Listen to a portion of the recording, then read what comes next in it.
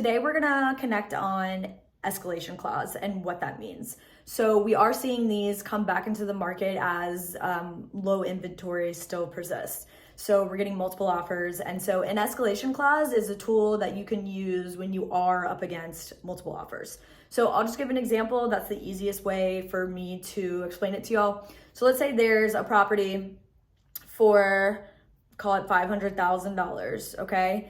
And that's what it's listed at. And you know that they are receiving multiple offers. So maybe they call for highest and best, or you know, the listing agent has let you know that they already have another offer or they're expecting other offers. You can utilize the escalation clause to beat out that other offer.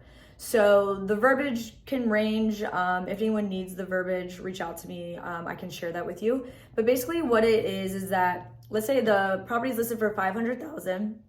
You do have to come up with your top of the line budget. So you need to determine how much is the most that you're willing to pay for that property.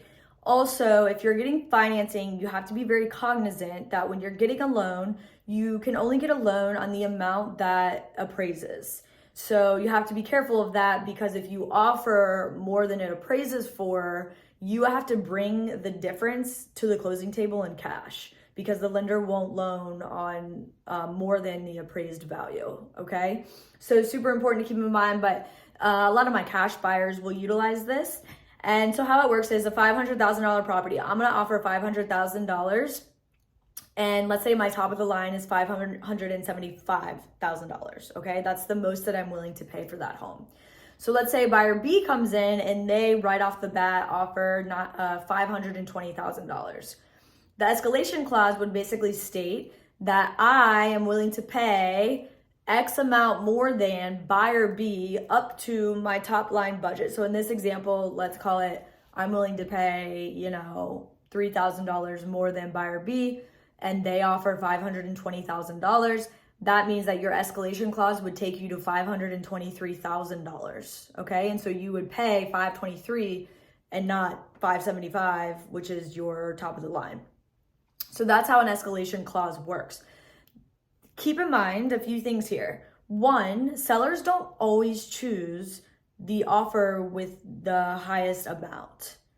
Typically they do, but honestly, every seller is different, and it will come down to all the terms of the offer, not just an escalation clause. So I'll do another video on all of the terms, but for this particular one, we're just talking escalation clause. It's just one of the things that you can utilize to beat that other offer. Also, if you're an agent in this situation, you do need to make sure that the listing agent understands an escalation clause and understands how to explain it to their client as well.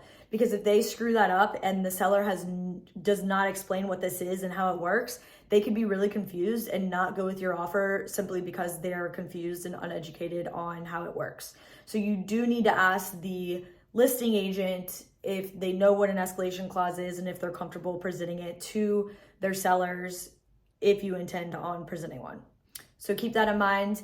So yeah, multiple offers, escalation clause. Drop a comment below. Let me know what questions you have on this, or any successes or failures that you might have had using the escalation clause. And I hope you'll have an awesome week, and we'll connect soon.